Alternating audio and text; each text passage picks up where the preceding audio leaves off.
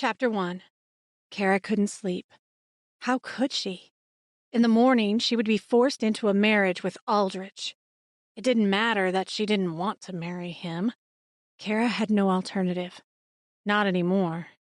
She could still remember what it was like before the town had walls built over 10 feet high surrounding it. There were mountains in the distance. Beautiful sunsets.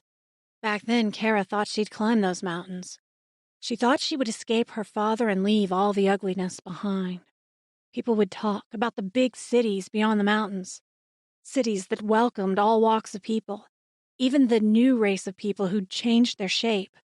These big cities still had the kind of things that Kara's mother used to talk about. Taxicabs, television, and phones that made communication possible across great distances. The cities who did not fight against the shifters were allowed to carry on as they were. People like Kara's family, who rejected the new race, were pushed out of the established communities and forced to build new towns and ways of surviving without any contact with the shifter-accepting cities. Eventually, war broke out among the shifter cities. At least that was what Kara heard. People left the cities, and so did the shifters. The order of the world forever changed. Kara thought that perhaps the shifters were misunderstood by the people of her town. She wanted to believe that the world would eventually return to the kind of order it once held. She wanted to believe that the shifters were good. Then, they came. The creatures who walked like men, but were not men at all. They were monsters, wild beasts. Every man attacked by them died. Their bodies were brought back in pieces. It wasn't long after the hunting party was slaughtered that the wall was built. At first, it was only 5 feet high. When more hunters were killed outside the wall, the townspeople added to the wall. It grew higher every year, cutting out more and more light from the people inside. For 7 years, Kara and most of the people of Aldrich Town were trapped behind the walls. It was a cage, and it was only going to get smaller for Kara when she married Aldrich. The man was in his 40s, while Kara was not even 20 years old yet. Kara knew him to be a cruel man, just like her father. If it wasn't for Kara's Uncle Mortimer, she might not know that there were men who were kind. The men of the town angered easily. Many of them took out their frustration on anyone weaker than they were.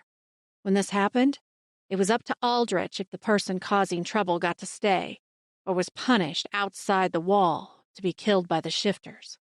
All matters were taken to Aldrich. When Kara once asked her uncle why Aldrich was in charge, he said, "He owns the food. Aldrich owns the weapons. He owns the wall. Aldrich owns the people of this town because without him they starve, are defenseless, and die." When Kara's father took to beating her, the neighbors called Aldrich. Kara was 13 years old when he came to her house that night to answer the complaint. He arrived with a rope, ready to tie up her father because he was not interested in justice so much as he was interested in not being bothered. When he saw Kara, he entered the home and sat down at the dinner table with Kara's father. He promised to spare him if he kept her untouched by other men. A virgin. Aldrich said he would return for her when she was ripe. Kara didn't understand most of what he'd said, but she knew she didn't like how he looked at her. She didn't like the way Aldrich would follow her home from school after that. She was relieved when Aldrich married Paulina. Kara thought that since he'd married, Aldrich had forgotten her. Kara believed she was free of him. Up until 2 days prior, Kara believed that she would be like every other woman in town and choose who to date and who to marry. When Aldrich came knocking, Kara knew she'd been mistaken. Aldrich hadn't forgotten her. Not at all. Her father opened the door for Aldrich. When Kara saw him, her body froze with fear. There was a rumor that Paulina died. Kara chose to believe it wasn't true. After all, Paulina was only 23. How could she die so young? Aldrich married Paulina when she was 19. Kara heard people say that Aldrich never let Paulina leave his house. Since Kara's father rarely allowed Kara to leave without an escort, she thought it must be the same kind of restrictions for Paulina. Once, though, when she passed by Aldrich's house on her way to work, Kara saw her. Paulina was standing in the window, glaring out at the light as though she'd been in darkness for so long she couldn't adjust. She was bruised, too skinny, and she was crying. Since Aldrich was the only kind of law in Aldrich Town, Kara felt helpless to do anything for Paulina. Kara remembered that look of desperation on Paulina's face. It wasn't a sight she would ever forget. Aldrich entered Kara's home. Kara could only think of the terror on Paulina's face. She stood, backing away from the table. Aldrich's brown eyes were so dark they were nearly black as they followed every move Kara made. Kara's hands were shaking. She fisted them. Kara didn't like the pleased look on Aldrich's face when he saw the clear sign of fear.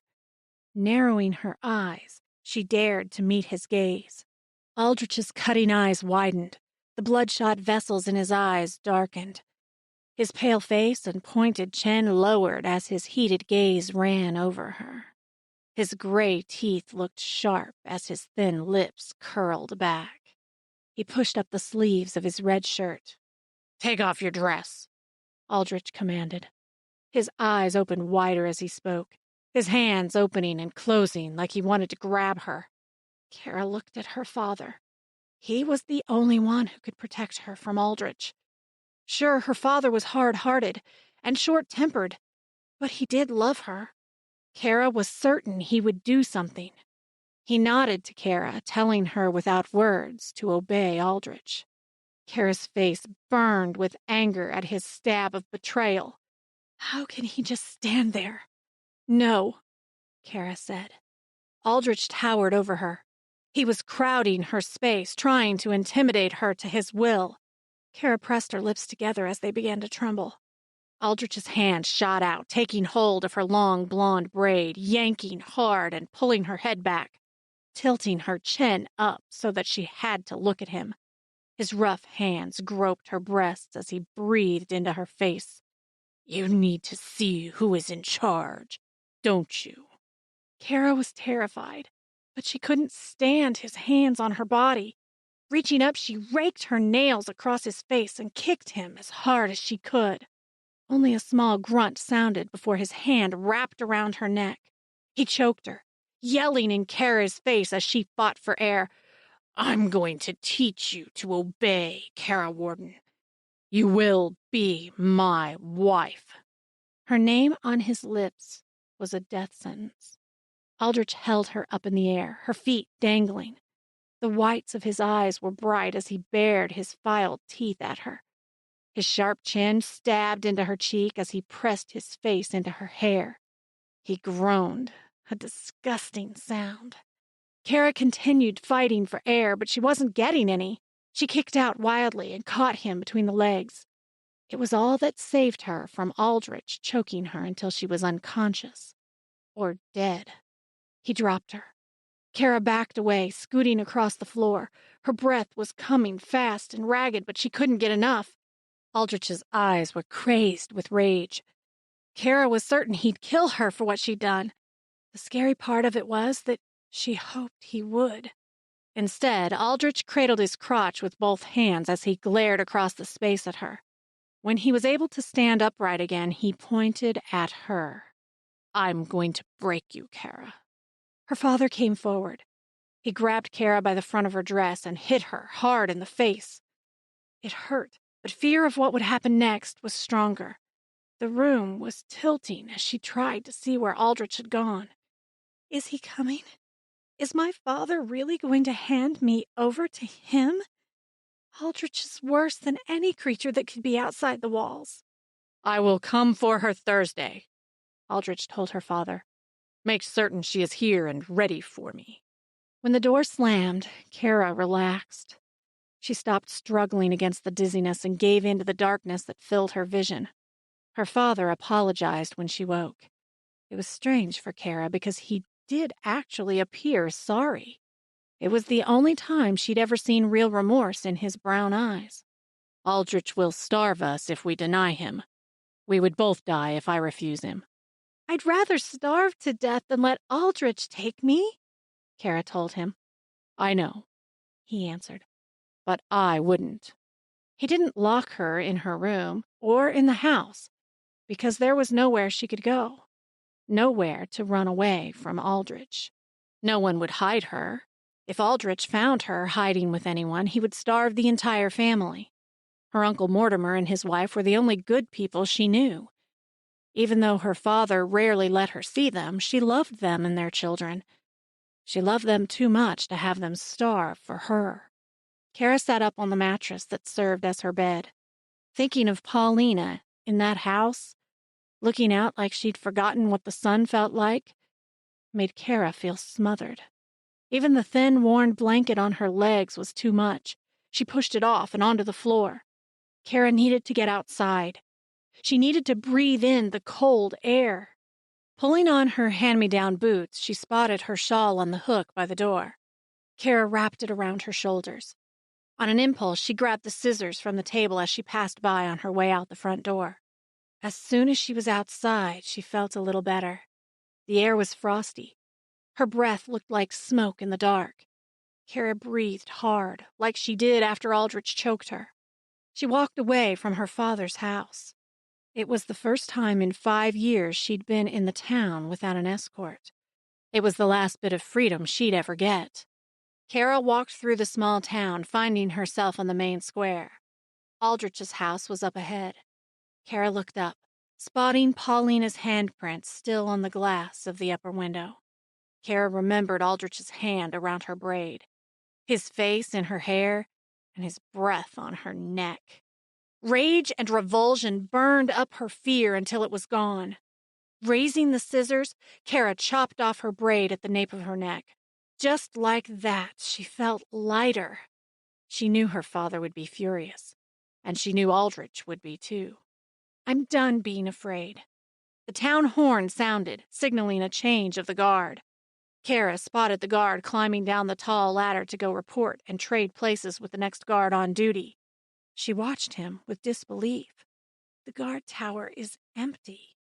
She dreamt of stealing the ladder enough times that as she watched the guard walk away, Kara wasn't sure if she were dreaming again. Taking hold of the ladder, she tried to shift it to lean on the wall instead of the tower, but it was too heavy for her. Before she could think better of what she was doing, Kara started climbing. The sun was rising and the sky above was just hinting at the color blue. Excitement leaped into her chest. She wanted to see the mountains. She wanted to see the field and the forest. Kara kept climbing. Hey! Hey, you there! Someone called out. Kara climbed faster. 10 more rungs up the ladder and she would reach the tower. Her hands were wet with sweat and it was becoming more difficult to hold on. The ladder shook. Kara looked down to see the guard climbing up after her. Faster! Come on, Kara!